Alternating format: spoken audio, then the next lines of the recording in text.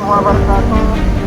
Salam training Polantas Aceh untuk masyarakat. Unit Kamsel Satlantas Polres Aceh Utara melaksanakan kegiatan penyuluhan keliling dengan menggunakan pengeras suara di sejumlah titik jalan.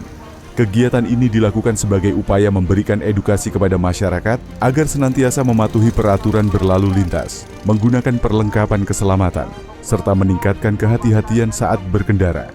Dalam kesempatan tersebut, petugas juga mengimbau masyarakat untuk memanfaatkan layanan kepolisian 110 sebagai sarana pengaduan dan informasi apabila membutuhkan bantuan kepolisian di lapangan. Diharapkan melalui kegiatan ini, kesadaran dan kepatuhan berlalu lintas masyarakat semakin meningkat demi terciptanya keamanan dan keselamatan bersama.